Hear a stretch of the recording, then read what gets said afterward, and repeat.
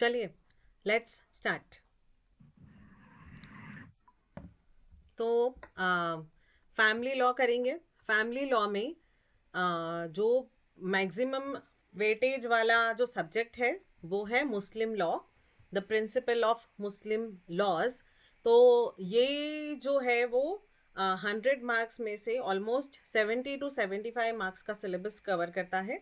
उसके अलावा हमारे पास क्रिश्चियन लॉ है और पारसी लॉ भी है। तो सबसे इम्पॉर्टेंट जो है मुस्लिम लॉ में वो है मुस्लिम लॉ, फैमिली लॉ में वो है मुस्लिम लॉ।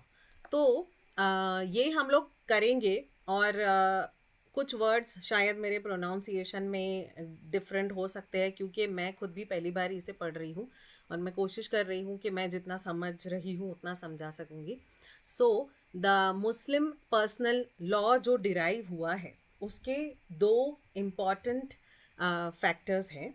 एक है जो मुस्लिम लॉ को शरीयत बोलते हैं, शरीयत एक्ट भी बोलते हैं क्योंकि ये मुस्लिम पर्सनल लॉ है।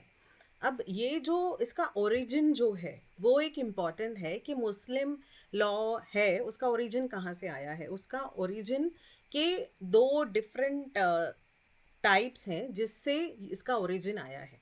एक तो ये है कि जो प्रोफेट मोहम्मद ने जो भी चीज़ें बताई है या जो कुरान में लिखी गई है जो अल्लाह ने बताई है, फिर जो कियास में है।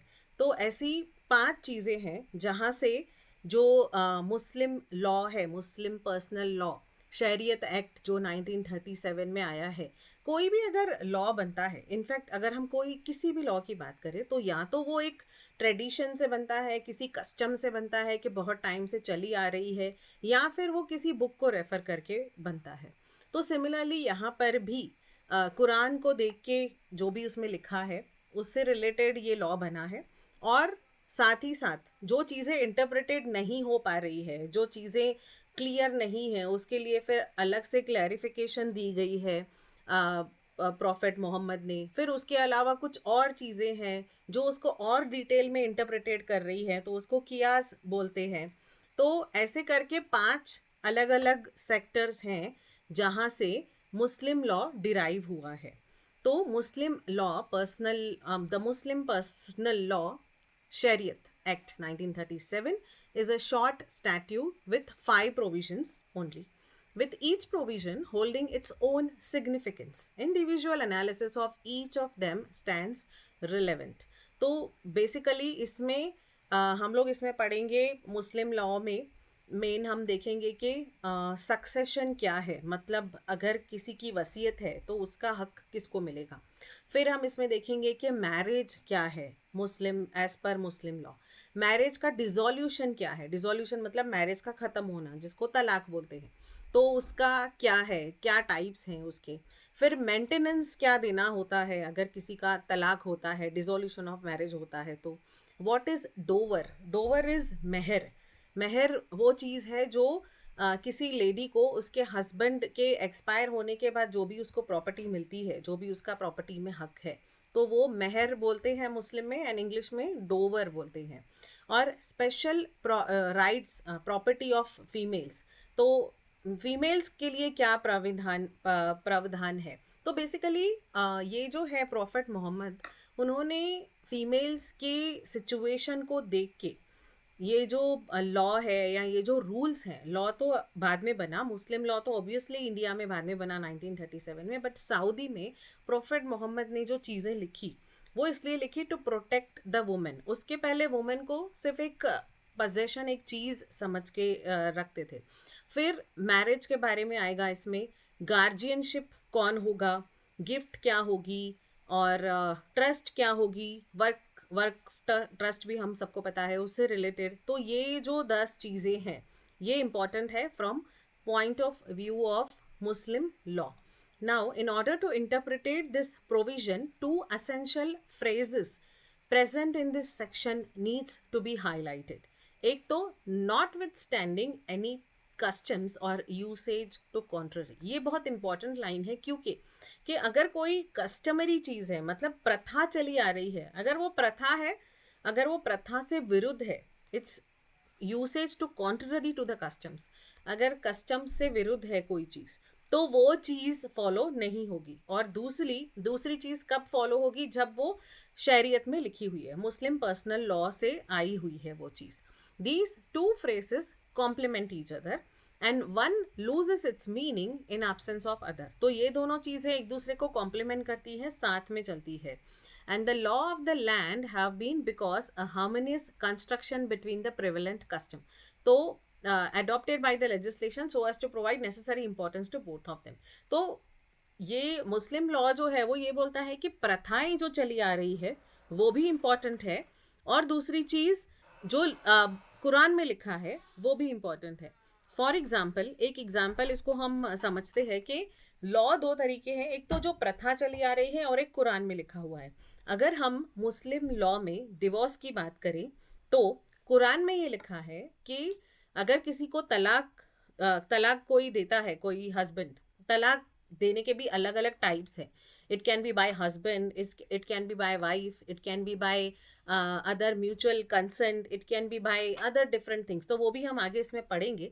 बट एग्जाम्पल के लिए मैं ये इसलिए बता रही हूँ कि अगर किसी हस्बैंड को उसकी वाइफ को तलाक देना है तो वो पहली बार तलाक बोलेगा, उसके बाद ही हैज़ टू कीप द, मतलब उसको टाइम लिमिट देनी है 90 डेज की, कि उस टाइम लिमिट में they both have time to reconcile, to arbitrate, कुछ अगर सेटलमेंट करना है तो कुरान में ऐसा लिखा है कि 90 डेज का गैप होना चाहिए from the date of first talaq to second, basically to safeguard the women, to safeguard the relation, कि 90 डेज का गैप है तो उसमें आप सोचो, रिकंसिडर करो, उसके बाद वो फिर से वो तलाक बोलेगा, और उसके बाद फिर से वो 90 डेज का गैप होगा, फिर से वो रिकंसिडर करेंगे, सेटल करेंगे, बातचीत करेंगे, और अगर कुछ नहीं हो पा रहा है तो थर्ड टाइम वो तलाक बोलेगा, तब जाके वो तलाक जो है वो एग्जीक्यूट होगा।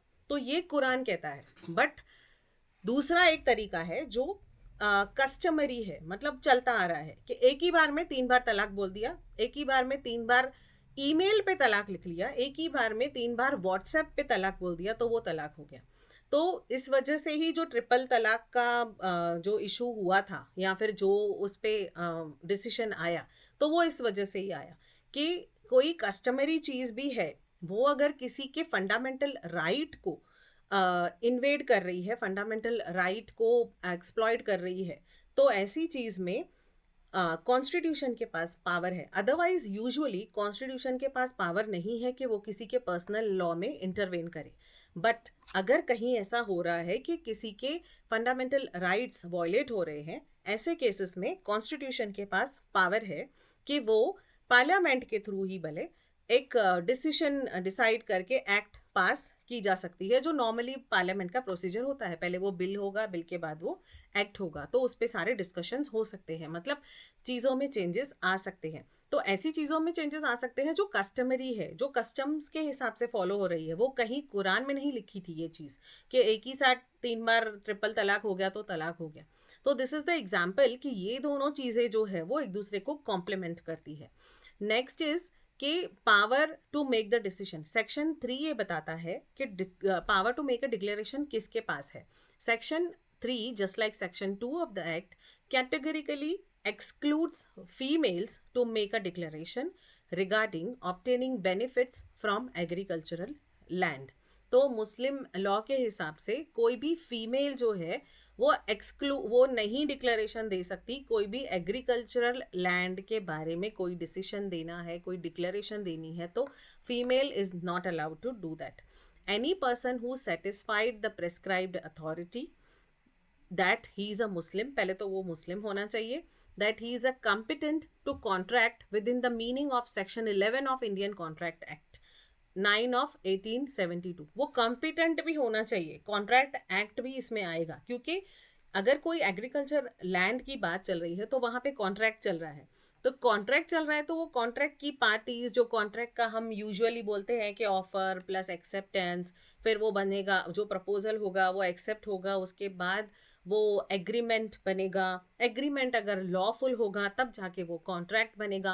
तो इसी तरह से ही जो पार्टीज कॉन्ट्रैक्ट करने के लिए जो कम्पिटेंट है कि वो साउंड माइंड होनी चाहिए, वो मेजॉरिटी को अटेंड करनी चाहिए, तो ऐसी सारी चीज़ें सिमिलर हैं। कॉन्ट्रैक्ट एक्ट में जो पार्टी को कॉम्पिटेंट बनाती है वो चीज़ें इसमें भी सिमिलर है। सिवाय के मैरिज की अगर बात करें, अगर मुस्लिम मैरिज है तो उसमें जो एज है, एज लिमिट यूजुअली अगर हम बात करें हिंदू लॉ या किसी और लॉ की बात करें तो 18, अगर हम बात करें 18, 21, जो भी हम एज लिमिट बात करें, बट यहाँ पे मुस्लिम लॉ में age of puberty is considered as a legal age to marriage के लिए जो एज होगा वो एज ऑफ प्यूबर्टी। तो generally in general cases 15 consider किया जाता है कि is the age to legally perform the marriage.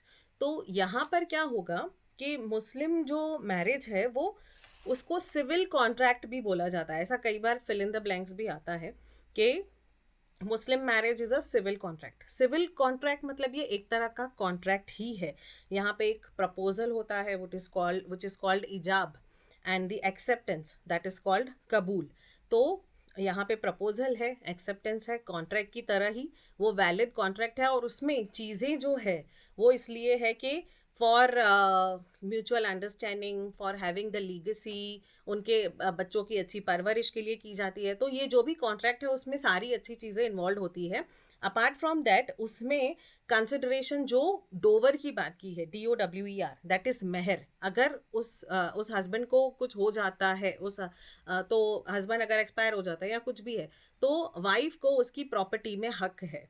तो ये भी उस कॉन्ट्रैक्ट का हिस्सा होता है। मतलब सिविल कॉन्ट्रैक्ट जो मैरिज बोलते हैं, मुस्लिम मैरिज, वो एक सिविल कॉन्ट्रैक्ट है, उसका ये चीज़ भी हिस्सा है। मतलब एक तो इजाब होगा, कबूल होगा, फिर कंसिडरेशन की बात होगी, फिर उनको जो भी पर्पसेस है, उसमें डिसोल्यूशन ऑफ मैरिज की भी बात होगी कि अगर उनको मैरिज डिसॉल्व करनी है, किसी तरह से उनको तलाक करना है या आपस में उनका एग्रीमेंट नहीं है किस चीज़ पे, तो उसका प्रोसीजर क्या होगा, who will be opting for this, और क्या प्रोसीजर होगा, तो वो सब भी उसमें आता है। तो उसमें क्या होगा कि मैरिज एक्ट में जो मुस्लिम मैरिज है उसमें कैसा होता है कि अगर पहली तो बात, मेजॉरिटी जो एज क्या कंसिडर होगी वो एज पर प्यूबर्टी कंसिडर होगी। लेकिन अगर कोई माइनर है फिर भी उसकी मैरिज अगर मुस्लिम मैरिज के एक्ट के अंडर उनको करनी है तो उसमें उसके कोई भी गार्जियन जो माइनर होगा, उसका कोई भी जो गार्जियन है, he can give the authority के येस ही और she can perform the marriage. तो ये जो गार्जियन होगा वो यूजुअली मेल मेंबर्स ही होंगे। The very first guardian will be the father of the person जिसकी भी शादी उनको करानी है, निकाह इसमें बोलते हैं, मैरिज उनको करानी है। तो फादर होगा, या फिर अगर फादर नहीं है तो ग्रैंडफादर अवेलेबल नहीं है तो ब्रदर उसका, और एनी अदर मेल मेंबर, और इन तीनों में से कोई भी अवेलेबल नहीं है तब उसकी मदर जो है वो गार्जियन की तरह अथॉरिटी होगी। और अगर वो भी अवेलेबल नहीं है तो any member from the maternal side, उसके मम्मी के साइड का कोई भी मेंबर जो है वो उसका गार्जियन बन सकता है। तो ये इसलिए मैंने बताया कि कॉम्पिटेंट टू कॉन्ट्रैक्ट सेक्शन 11 के हिसाब से जो होगा ये डिक्लेरेशन के लिए है, बट मैरिज के लिए अलग चीज़ें हैं।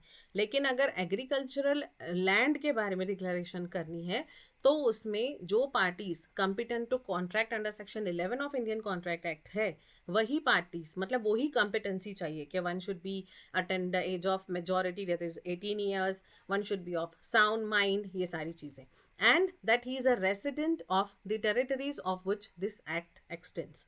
तो वो उस टेरिटरी का रेसिडेंट होना चाहिए जहाँ जहाँ पे ये एक्ट अप्लाई हो रहा है। फॉर एग्जांपल ये एक्ट अप्लाई हो रहा है होल ऑफ इंडिया, तो होल ऑफ इंडिया की वो रेसिडेंट होना चाहिए। वो कहीं का भी हो सकता है, चाहे जम्मू एंड कश्मीर का हो कि कहीं का भी हो। Where the prescribed where the prescribed authority refuses to accept a declaration under subsection 1, the person desiring to make the same may appeal to such officer as state government may by general or special order appoint in this behalf। अगर आपकी declaration को कोई refuse कर रहा है, ऐसी कोई declaration जो जिस बंदे ने बनाई है रिगार्डिंग द एग्रीकल्चरल लैंड, वो बंदा वुमेन नहीं हो सकता, वो बंदा मुस्लिम होना चाहिए, वो बंदा कॉन्ट्रैक्ट के हिसाब से कॉम्पिटेंट होना चाहिए as per the definition of contract, वो बंदा उस टेरिटरी का रेसिडेंट होना चाहिए। लेकिन अगर आपकी डिक्लेरेशन को रिफ्यूज़ किया जाता है तो आप उसके अगेंस्ट अपील में जा सकते हो। तो section 3 of the act talks about the power to make a declaration. Now, in order to use this power, a person should satisfy 3 criteria provided by the provisions, which is a person should be a Muslim, वही मैंने बताया, और person is a competent होना चाहिए contract करने के लिए, कि साउंड माइंड का होना चाहिए, उसका माइंड बराबर होना चाहिए, वो लूनाटिक नहीं होना चाहिए, पर्सन उस इंडिया का रेसिडेंट होना चाहिए। तो ही हम इंडिया के मुस्लिम लॉ के एक्ट की बात कर रहे हैं, 1937 की बात कर रहे हैं। तो हाँ, उसके बाद है the rule making power of the state government under act of 1937। Section 4 of Muslim personal law Shariat act 1937 vests the rule making power in accordance with the provisions and purpose of the act on state government.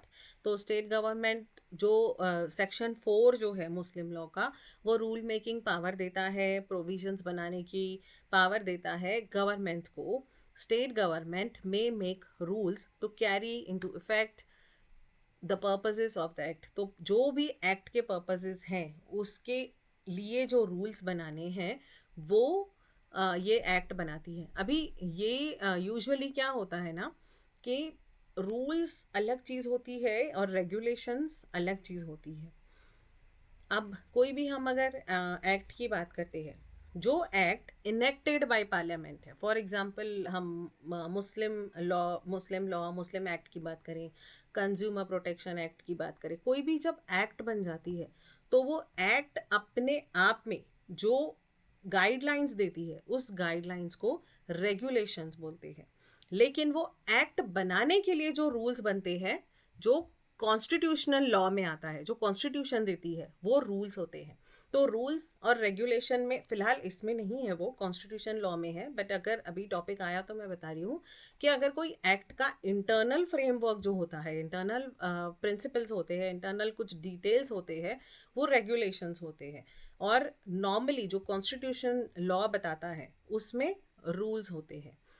बातें वो same ही है, वो ही rules हैं, regulations भी rules ही हैं, we have to follow that, but वो इंडिविजुअल उस एक्ट के लिए ही बनाई गई है कि regulation number so and so, क्योंकि रूल और रूल क्लैश नहीं हो सकता। कॉन्स्टिट्यूशन जब कोई एक्ट बनाता है तब वो रूल्स बनाता है उस एक्ट के लिए, बट उस एक्ट ने कोई चीज़ें बनाई है। फॉर एग्जांपल अगर हम कस्टम्स एक्ट की बात करें तो कस्टम्स जो एक्ट है उसको बनाने के लिए रूल्स बनाए गए हैं, कॉन्स्टिट्यूशन ने रूल्स बनाए तो कस्टम एक्ट बना। अब कस्टम एक्ट के अंदर अगर कोई अलग से बनाना है कि रेगुलेशन, कस्टम की ये एग्ज़ाम होगी, कस्टम की वो एग्ज़ाम होगी, तो वो रेगुलेशन में आ जाएगी। तो कस्टम एक्ट के अंदर की जो रूल्स हैं उसको रूल्स ना बोल के रेगुलेशंस बोलते हैं।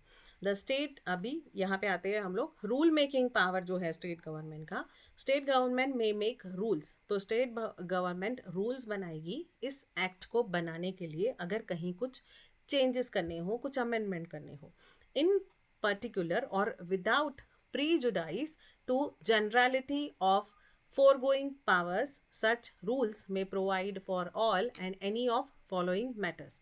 तो स्टेट गवर्नमेंट जो है या सेंट्रल गवर्नमेंट जो है, जो भी गवर्नमेंट पावर में है, वो गवर्नमेंट के पास इस एक्ट के लिए रूल्स बनाने का अधिकार है।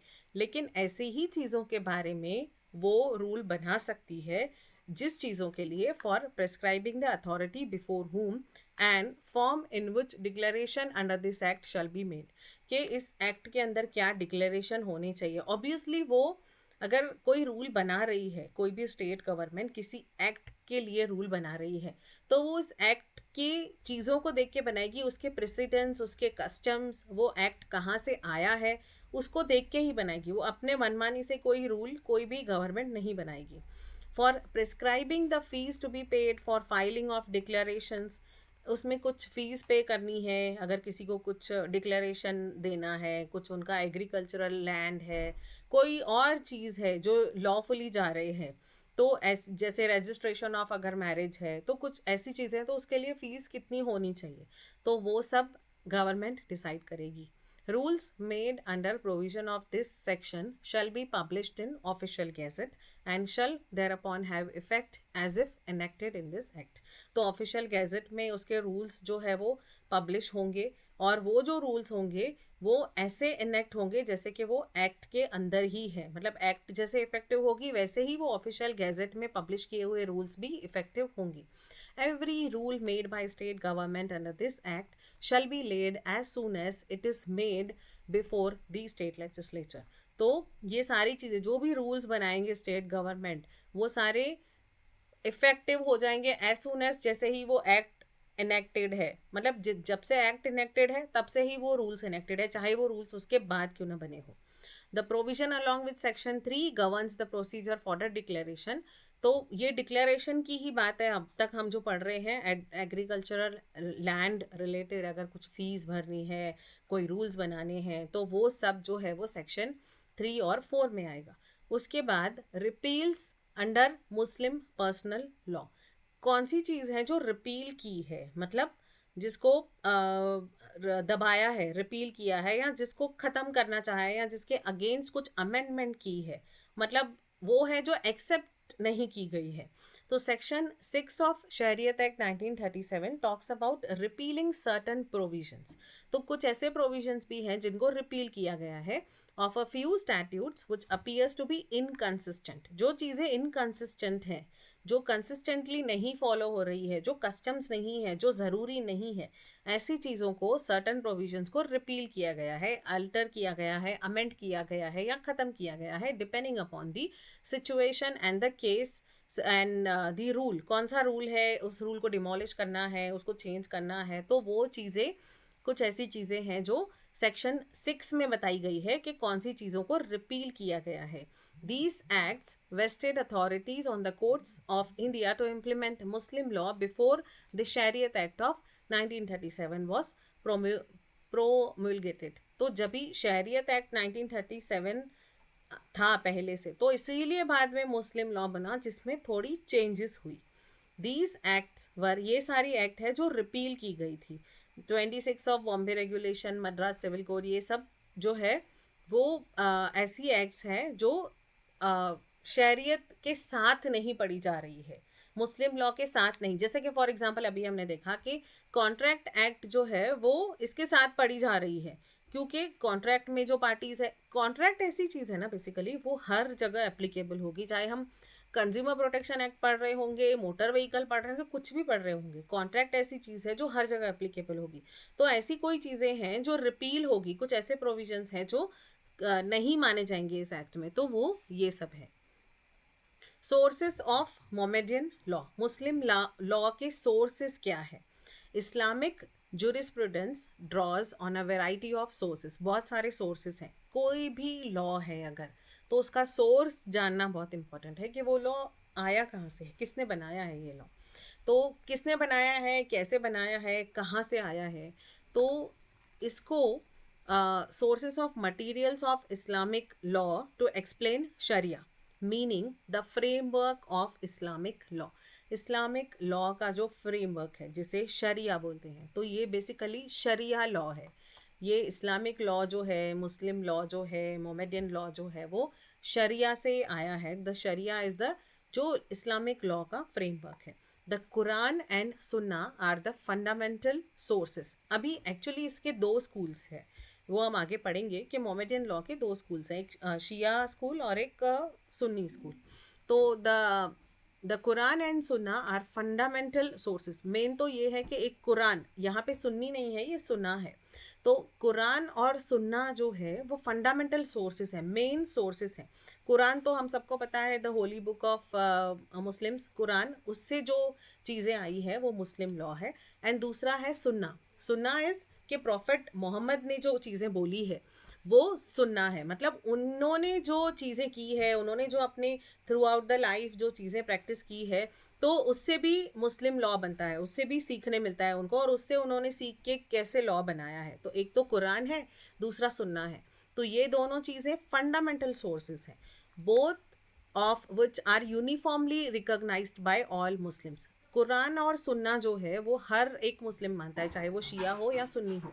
लेकिन जैसे कि कियास है, कियास भी एक सोर्स ही है लॉ का, मुस्लिम लॉ का सोर्स है। लेकिन किया जो है वो शिया स्कूल जो है वो नहीं मानते हैं, ओनली सुन्नी स्कूल ऑफ जो है, Sunni school of Muslim law है, मतलब वो प्रजा, वो जो भी आप बोलो उनको, कि वो सेक्ट जो है वो नहीं मानते हैं। तो Quran and Sunna are fundamental sources both which are uniformly recognised by all Muslims. The Quran is Islam's holy scripture. तो कुरान तो हमको पता है कि वो होली स्क्रिप्चर है, लिखी हुई होली बुक है, which Muslims consider to be अल्लाह's डायरेक्ट मैसेज। तो वो अल्लाह का डायरेक्ट मैसेज है जो कुरान में लिखा है। The Sunna is a collection of Islamic prophet Muhammad religious activities. तो सुन्ना क्या है, मैंने आपको बताया कि जो भी प्रॉफिट है, मोहम्मद प्रॉफिट, उन्होंने जो भी रिलीजियस एक्टिविटी की है थ्रू आउट हिज लाइफ, जो भी उन्होंने काम किए हैं, तो उनके फॉलोवर्स ने जो चीज़ें रिकॉर्ड की कि उन्होंने ऐसे किया था, उन्होंने अगर ऐसी सिचुएशन आई तो ये किया था, तो वो उनका सोर्स है लॉ का, फंडामेंटल सोर्स है लॉ का सुन्ना। सुन्ना इज़ द इस्लामिक प्रॉफिट जो मोहम्मद है, उनकी रिलीजियस एक्टिविटीज़ के बारे में है।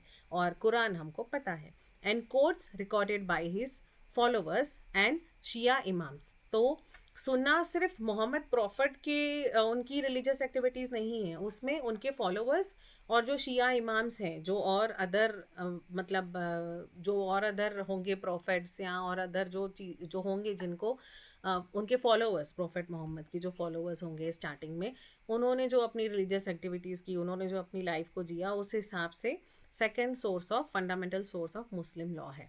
Some schools of law on the other hand adopt alternative approaches to determine the validity of source। तो कुछ लॉ के अदर स्कूल्स ने, अदर लोगों ने अलग अप्रोच को माना। The main sources do not address every possible scenario. तो उनके हिसाब से क्या है कि जो मेन सोर्सेज हैं, जैसे कि कुरान है और सुन्ना है, उसमें हर एक चीज़ पॉसिबल सिनेरियो नहीं है, क्योंकि बदलते टाइम के बाद न्यू प्रॉब्लम्स आती है, न्यू सिचुएशन होती है, न्यू केस लॉज होते हैं, न्यू फैक्ट आता है कुछ सामने। तो ऐसी सिचुएशन में जब कुरान और सुन्ना में एफिशिएंटली नहीं है ऐसी चीज़ें जो आज के सिनेरियो को मैच नहीं करेगी, तो वो लोग और चीज़ों को लेके आते हैं कि उसको भी हम मानना चाहिए, मतलब उसको इंटरप्रिटेट करते हैं। किसी बड़ों को बोलते हैं कि आप उसको इंटरप्रिटेट करो, आप बताओ कि ऐसी चीज़ के बारे में तो कोई कुरान में चीज़ नहीं लिखी है, तो ऐसी चीज़ के बारे में सुन्ना में भी कुछ नहीं लिखा हुआ है, तो हम किसको माने। The main sources do not address every possible scenario. Jurisprudence must rely on sources and genuine text to determine the appropriate cause of action। तो उन्हें पता नहीं है कि appropriate cause of action क्या होना चाहिए ऐसी सिचुएशन में जहाँ पे कुरान में कुछ लिखा ही नहीं है, जहाँ पे सुन्ना में कुछ लिखा ही नहीं है, कोई ऐसी नई सिचुएशन आई है या कोई ऐसी चीज़ है जो इंटरप्रिटेट करना मुश्किल है, भले ही लिखी हुई है बट समझना ईजी नहीं है। तो secondary sources of Muslim law as per Sunni schools of law are Muslim jurist customs. तो उनके जो कस्टम्स है, मतलब जो प्रथा चली आ रही है, उसके हिसाब से वो लोग मानेंगे कि चलो पहले प्रेसिडेंस ऐसे हुआ था, पहले ऐसा कोई केस हुआ था तो उन लोगों ने ऐसे फॉलो किया था, या जुडिशल डिसीशंस क्या हुए थे, लेजिस्लेशन क्या बोलती है, इक्विटी मतलब इक्वालिटी क्या बोलती है, जस्टिस क्या बोलता है, और आपका सबसे इंपॉर्टेंट कंशाइंस क्या बोलता है। तो उन चीज़ों को भी इम्पोर्टेंस दिया गया सुन्नी स्कूल में। The Hanifi school typically employs representational reasoning and logical reasoning। तो ये भी secondary source है। प्राइमरी सोर्स तो कुरान और सुन्ना और इन सम केसेस कियास है, बट सेकेंडरी जो सोर्स है उसमें ये भी आ जाता है कि आपका कंशाइंस क्या बोलता है, आपका मन क्या बोलता है, जस्टिस क्या होना चाहिए, इक्वालिटी कहाँ होगी, और पहले के डिसीशंस क्या होंगे। फिर उसके बाद ये लोग ये भी देखेंगे कि लॉजिकल रीजनिंग क्या होना चाहिए, रिप्रेजेंटेशन रीजनिंग क्या होना चाहिए, क्या सही है क्या गलत है। Whereas Maliki and Hanbali tend to rely on hadith. तो ये भी एक फॉर्म है जिस पे वो रिलाई करते हैं, मतलब इंटरप्रिटेशन जिसने जो दिया है उसके हिसाब से वो रिलाई करते हैं। The Quran, Sunnah, consensus and aql are four sources used by Usuli school of Jafari jurisprudence among Shia. तो शिया में ये सब चीज़ें वो लोग मानते हैं कि कुरान है, सुन्ना है, आपका कंसाइंस क्या बोलता है, और अक्ल, आपकी अक्ल क्या बोलती है। अक्ल इज इंटेलेक्ट, कि व्हाट आपको क्या लगता है कि क्या होना चाहिए, तो अपनी भी अक्ल लगाओ ऐसा। तो according to Muslim law there are fewer differences in actual application of jurisprudence to ceremonial traditions and social interactions between Shia and four Sunni schools of law. तो शिया और four Sunni schools of law, despite Sunni schools of law जो है वो four में divided है, वो हम आगे पढ़ेंगे जब हम स्कूल ऑफ लॉ देखेंगे तब। तो उसमें थोड़ी डिफरेंसेस हैं, बट बेसिकली मोर और लेस जो फंडामेंटल सोर्सेस हैं to learn the Muslim law वो सेम है। यहाँ पे है देखिए, प्राइमरी सोर्सेस और सेकेंडरी सोर्सेस। तो प्राइमरी सोर्सेस तो कुरान है, सुन्नत है, इजमा है एंड कियास है। और सेकेंडरी सोर्स है कि कस्टम प्रेसिडेंस, पहले के केस लॉज, पहले की चीज़ें, पहले लोगों ने कैसे डिसीजन लिया था, पहले प्रथाएं क्या चली आ रही है, लेजिस्लेशन क्या बोलता है, जस्टिस क्या बोलता है, सही क्या है, आपका कंशाइंस, आपकी अक्ल क्या बोलती है। तो ये जो चीज़ें हैं वो सेकेंडरी सोर्स है और ये प्राइमरी सोर्स है। सबसे इम्पॉर्टेंट पहला हम देखेंगे primary source of Muslim law है Quran. It is original or primary source of Muslim law. It is the name of holy book of Muslim containing the direct revelations from God through prophet. तो उनकी जो angel था Gabriel जिनका नाम है, तो angel के थ्रू जो भी चीज़ें गॉड ने, अल्लाह ने बताई है, वो सब चीज़ें कुरान में लिखी हुई है। द डायरेक्ट एक्सप्रेस और manifest revelations consist of communications which were made by angel Gabriel under directions from God. तो गॉड के साथ, प्रोफेट के साथ जो गिब्रेल जो एंजल है उनके साथ क्या कन्वर्सेशन हुआ, वो सारी चीज़ें उसमें है। To Muhammad either in very words of gods और बाय हिंट्स, तो जहाँ पे गॉड ने प्रॉपर वर्ड्स दिए हैं या हिंट्स दी है, सच नॉलेज जो प्रोफेट ने अपने आप इंस्पायर होके, भगवान से, गॉड से, अल्लाह से इंस्पायर होके जो उन्होंने लिखा वो कुरान में लिखा। All the principal ordinance teachings and practices of Islam are drawn from Quran. जो भी प्रिंसिपल्स हैं, ऑर्डिनेंस हैं, टीचिंग्स हैं, इस्लाम के रिलेटेड जो भी है वो सब कुरान से आते हैं। फिर the contents of Quran were not written during the lifetime of prophet. तो जो कुरान के कंटेंट्स हैं वो उनके लाइफ टाइम के ड्यूरिंग नहीं लिखी गई थी, but these were presented during the lifetime of prophet.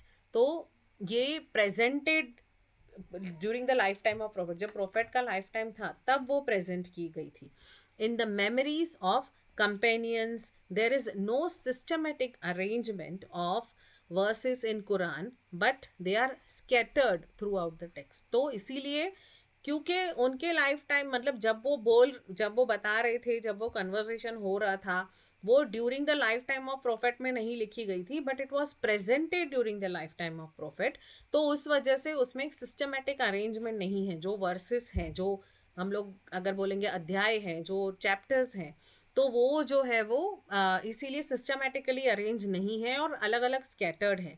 It contains the fundamental principles which regulate the human life. तो ह्यूमन लाइफ को रेगुलेट करने के लिए क्या प्रिंसिपल्स होने चाहिए, खाना कैसे खाना चाहिए, फास्टिंग कब करनी चाहिए, हर चीज़ के बारे में। अगर मैरिज है तो वो कैसे परफॉर्म होनी चाहिए, डिसोल्यूशन कैसे होनी चाहिए, क्या चीज़ हलाला है क्या नहीं है, तो बहुत सारी चीज़ें उसमें सब है, बट वो स्कैटर्ड है। The major portion of the Quran deals with theological and moral reflections. तो मॉरल रिफ्लेक्शंस है, एथिकली क्या सही है क्या गलत है, उसमें मेजर वो चीज़ें हैं। The Quran consist of communications of God, जो गॉड ने बताया है, जो अल्लाह ने बताया है। It is believed to be divine origin having no earthly source. तो ये डिवाइन ओरिजिन से आया है, कहीं भी धरती से नहीं आया है। It is the first and original legislative code of Islam. तो इस्लाम का सबसे ओरिजिनल लेजिस्लेटिव कोड कुरान ही है। It is the final and supreme authority, सबसे सर्वश्रेष्ठ अथॉरिटी कुरान है। फिर है सुन्ना, द ट्रेडिशंस और अहीदीस। तो सुन्ना is the literal meaning of the term सुन्ना इज के पाथ, जो पहले से चला आ रहा है, जो ट्रेडिशन चला आ रहा है। Some practice and precedence of prophet, तो प्रोफेट ने ऐसे सिचुएशन में क्या किया था, तो वो सब सुन्ना में आएगा, सुन्नत में आएगा। मतलब कि क्या उन्होंने बोला, ऐसी सिचुएशन में उन्होंने क्या परफॉर्म किया था, ऐसी सिचुएशन में उन्होंने कैसे एक्ट किया था, ऐसी सिचुएशन में वो चुप रहे थे, तो वो सुन्नतें हैं।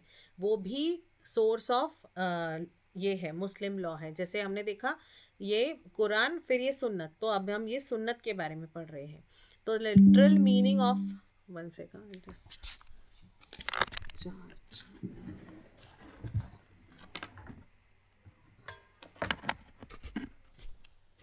सॉरी, हाँ कहाँ थी, हाँ।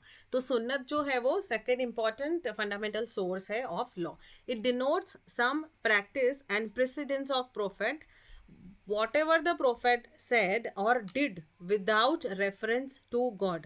अगर प्रोफेट ने अपनी लाइफ में, ड्यूरिंग हिज लाइफ, कुछ अगर कोई चीज़ की है, even without the reference of God, it is treated as his traditions, वो उनकी ट्रेडिशंस है। It is second source of Muslim law. Traditions are injunctions of Allah in words of the prophet. तो ट्रेडिशंस क्या है, injunction है। हम लोगों ने लॉ में इंजंक्शन पढ़ा है कि ये करना है, टू डू और नॉट टू डू, प्रोहिबिट करेगा कोर्ट, इंजंक्शन देगा कि ये करना है और ये नहीं करना है। तो वैसे ही ट्रेडिशंस जो है वो अल्लाह के दिए हुए इंजंक्शंस हैं जो प्रोफेट के थ्रू दिए गए हैं। तो where the words of Allah could not simply an authority given for a given rule of law, prophets words were treated as an authority because it is believed that even his saying derived inspiration from Allah।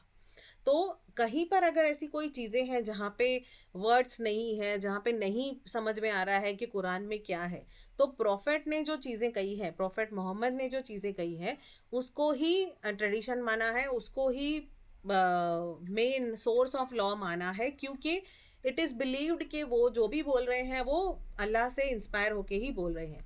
According to Muslim law there are two types of revelations, that is manifest, एक तो ज़हीर, manifest करो, and eternal, तो बतीन, जो eternal आ रहा है, मतलब अंदर से आ रहा है। तो मैनिफेस्ट और express रिविलेशंस were the words of Allah and came to prophet through angel Gabriel। तो गिब्रिल जो एंजल है, उन्होंने बताया प्रोफेट को कि जो भी चीज़ें हैं कुरान रिलेटेड या लॉ रिलेटेड, तो वो उनको गिब्रिल जो एंजल है उन्होंने बताया। Such revelations became a part of Quran. तो ये जो रिविलेशंस हैं, ये जो बातें हैं कि क्या मैनिफेस्ट करना है, क्या इटर्नल होता है, तो ये सारी चीज़ें कुरान का हिस्सा है जो एंजल गेब्रियल ने प्रोफेट मोहम्मद को बताई थी। On the other hand the internal revelations were those which were prophet's word did not come through Gibril. तो ऐसी इंटरनल चीज़ें भी हैं जो प्रोफेट मोहम्मद के मन में खुद ही आई थी, जो गिब्रिल जो है, गिब्रिल एंजल जो है, उन्होंने नहीं बताई थी, बट उनके मन में खुद ही आई थी। तो but Allah inspire the ideas in is saying, but वो अल्लाह से इंस्पायर होके ही आई है। सच इंटरनल रिविलेशंस फॉर्म्ड पार्ट ऑफ सुन्ना।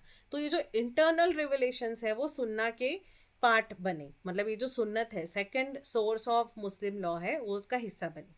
Traditions therefore differ from Quran in sense of Quran consist of very words of God, whereas Sunnah is a language of Prophet। तो सुन्नत जो है वो प्रोफेट की लैंग्वेज है। ये उसमें क्या क्या होगा, सुन्नतुल कौल, मतलब जो भी उन्होंने बोला, प्रोफेट मोहम्मद ने जो बोला। सुन्नतुल फ़ायल, मतलब जो उनके कंडक्ट था, उन्होंने क्या किया, ऐसी सिचुएशन में कैसे एक्ट किया और किस सिचुएशन में क्या बोला, किससे उसने, उन्होंने ऐसी सिचुएशन में उन्होंने क्या किया, तो वो उनके कंडक्ट। फिर सुन्नतुल तहरीर इज साइलेंस, कहाँ पे उन्होंने साइलेंटली चीज़ों को हैंडल किया, तो वो सारी चीज़ें भी सोर्स ऑफ लॉ है। उसके बाद है इजमा, इज कंसेंसस, के सर्वसम्मति, लोग, सब लोगों की बात। Ijma is the first second third source of the law, primary source of the law. Primary source जो है उसका थर्ड सोर्स है इजमा। फर्स्ट है कुरान, सेकंड है सुन्नत, थर्ड है इजमा, फोर्थ है कियास। तो इजमा इज दी कि सब लोगों की सम्मति से, जब तब वो सब लोग क्या बोल रहे हैं, with the death of prophet the original law making process ended. तो प्रोफेट जब उनका डेथ हो गया तो उसके बाद लॉ जो बनाने का प्रोसेस था, लॉ बनाने की जो प्रतिक्रिया थी वो खत्म हो गई। So the questions which could not be solved either by the principles of Quran or Sunnat were decided by jurist।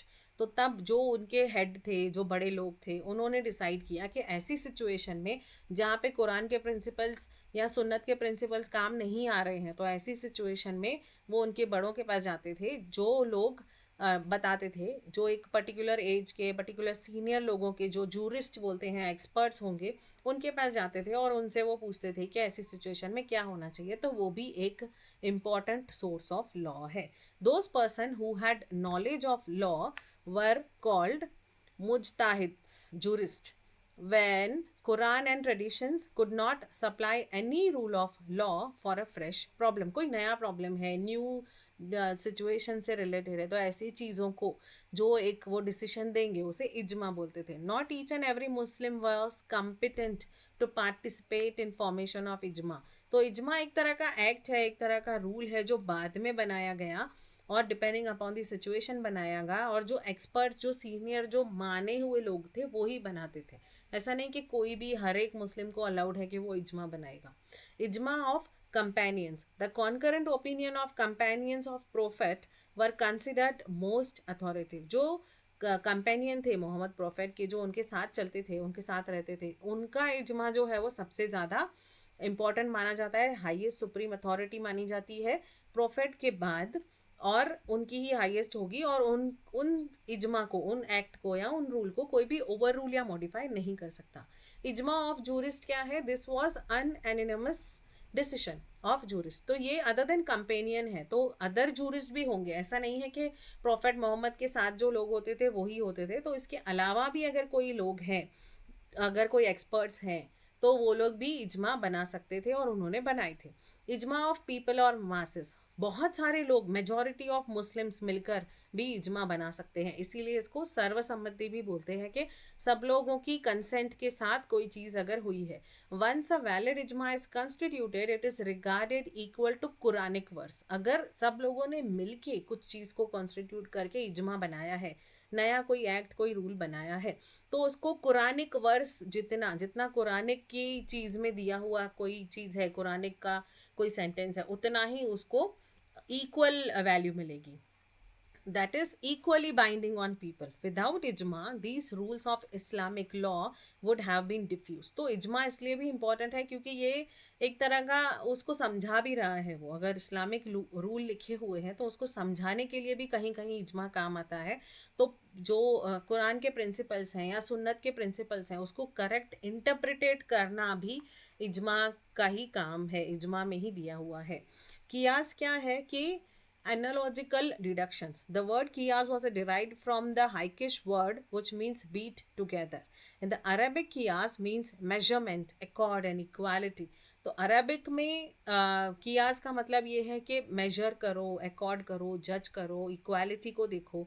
In other word it means measuring और comparing a thing to a certain standard और to establish an analogy. तो एक analogy बनाने के लिए, एक proper standard बनाने के लिए कोई अगर चीज़ को बनाई गई है तो वो कियास है। ये भी एक तरह का एक्चुअली में इंटरप्रिटेशन ही है, जहाँ पर लॉ की लैंग्वेज डिफ़िकल्ट है, या लॉ की लैंग्वेज इन द सेंस कि कुरान या सुन्नत की लैंग्वेज ऐसी डिफ़िकल्ट है जहाँ पे समझ में नहीं आ रहा है कि क्या होना चाहिए, तो एनोलॉजिकल डिसाइड करो एज पर दी इक्वालिटी, तोल मोल के सोचो कि क्या सही है, क्या होना चाहिए।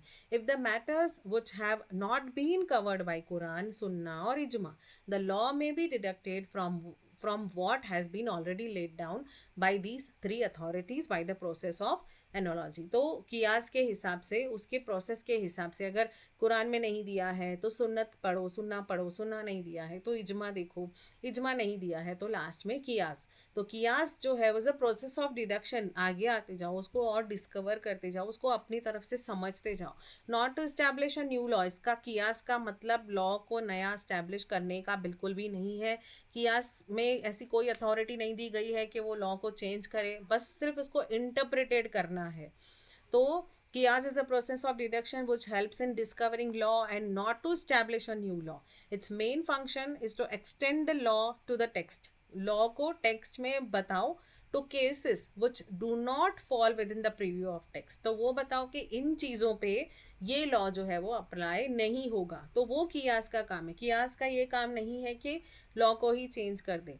The process of qiyas can be applied only to those text which are capable of being extended. तो ऐसी text जो extend हो सकते हैं, जिस पे further elaboration, जिसको और विस्तार में बताया जा सकता है, उन चीज़ों के लिए ही कियास अप्लाई होगा. तो the analogy deduced should not be inconsistent with the dictates of Quran. तो वो कुरान में जो डिक्टेट किया गया है, कुरान में जो बताया गया है, तो उसके अगेंस्ट नहीं जानी चाहिए, वो उससे इनकन्सिस्टेंट नहीं होनी चाहिए. कुरान में जो है उसके साथ ही वो चलनी चाहिए वो चीज़ें. The qiyas should be applied to discover a point of law, not to determine the meaning of words. तो कियास डिक्शनरी नहीं है कुरान की, वो उसके मीनिंग दिखाने के लिए नहीं है. कियास वो है कि वो पॉइंट ऑफ लॉ के कहाँ पे कौन सा लॉ एप्लीकेबल होगा, कहाँ पे कौन सी चीज़ एप्लीकेबल होगी, वो कियास है. It must not bring a change in law embedded. तो कोई लॉ में चेंज करने का कियास के पास, कियास में कोई पावर नहीं है. तो ये हो गए हमारे primary source of Muslim law, that is Quran, सुन्नत, इजमा एंड कियास. कियास के बारे में एक ये इम्पॉर्टेंट है कि कियास जो है वो सिर्फ सुन्नीज ही मानते हैं, Shias school of Muslim law जो है वो नहीं मानते हैं. फिर सेकेंडरी सोर्स है custom precedence, legislation, justice, equity and good and conscience. तो ये सब तो हमें पता चल रहा है कि ये क्या है, उसके वर्ड से ही पता चल रहा है कि क्या है.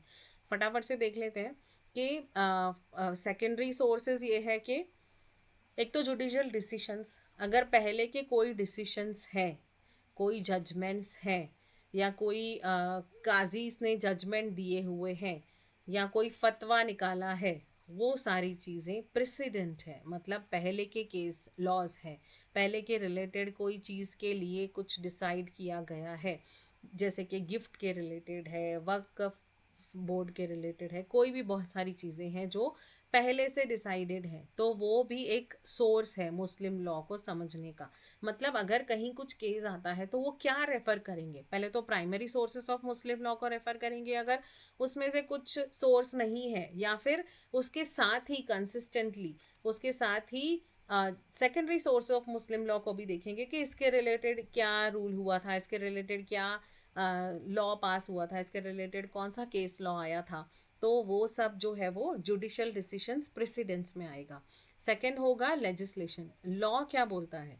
तो ऐसे बहुत सारे, जैसे कि dissolution of Muslim marriage act 1939 था, फिर मुसलमान वर्क वैलिडेटिंग एक्ट 1913 आया था. तो लेजिस्लेशन एक्चुअल कानून क्या बोलता है जिस भी देश में ये चल रहा है. तो ब्रिटिश जो है वो were never allowed to interfere with personal laws. कोई भी पर्सनल लॉ में ब्रिटिश को कभी भी ये नहीं किया गया था. Muslim law suffered greatly as a result of lack of effective regulatory framework. तो इसीलिए कोई रेगुलेटरी फ्रेमवर्क नहीं था. इसीलिए शरीयत एक्ट 1937 में जो चीज़ें आई, उसने इन सारी चीज़ों को, जो ये उसके पहले आई थी 1937 के, उसको फ्रेमवर्क दिया. इसीलिए लेजिस्लेशन भी एक important source of Muslim law है. और एक इम्पॉर्टेंट चीज़ है इक्विटी, जस्टिस एंड कंसाइंस. आपका कंसाइंस क्या बोलता है, आपका मन क्या बोलता है कि क्या सही होना चाहिए, क्या इक्वालिटी होनी चाहिए, कहाँ फेयरनेस होना चाहिए, क्या जस्टिस, न्याय क्या बोलता है. तो वो सारी चीज़ें भी इम्पॉर्टेंट सोर्स ऑफ लॉ है किसी भी चीज़ को डिसाइड करने के लिए. फिर president cases that have given a new dimension, जैसे कि ट्रिपल तलाक का केस है. तो ऐसी बहुत सारी चीज़ें हैं जो, जिसको मुस्लिम लॉ में एक नया ही डायमेंशन मिला है. इसमें हम आगे पढ़ेंगे, जो हमारे सिलेबस के लिए भी इम्पोर्टेंट है.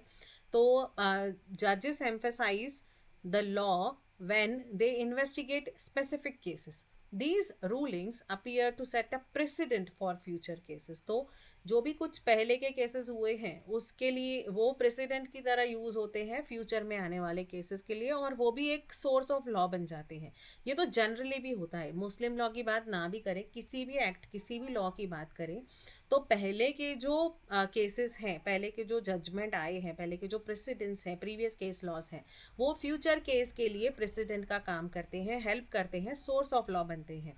The rulings are binding on the lower courts and it follows a framework in terms of its application. तो एक बार ऐसा कुछ एक्ट, ऐसा कोई लॉ, ऐसा कोई केस लॉ का जजमेंट आ जाता है तो उसके बाद वो एक फ्रेमवर्क की तरह काम करता है उसके नीचे की कोर्ट्स के लिए या उसके बाद आने वाले सिमिलर केसेस के लिए। जो भी अगर सुप्रीम कोर्ट ने डिसीजन दिए हैं वो तो फिर सब के लिए अप्लीकेबल होते हैं by default, for high court and for other courts. तो ऐसे ही है चांद पटेल वर्सेस बिस्मिल्ला बेगम, ये सारे केसेस हम ये शयारा बानो का जो केस है वो बहुत इम्पॉर्टेंट केस है रिलेटेड टू ट्रिपल तलाक एंड ऑल। तो ये सब चीज़ें हम लोग इसको कल डिटेल में करेंगे क्योंकि मुझे भी पढ़ना पड़ेगा।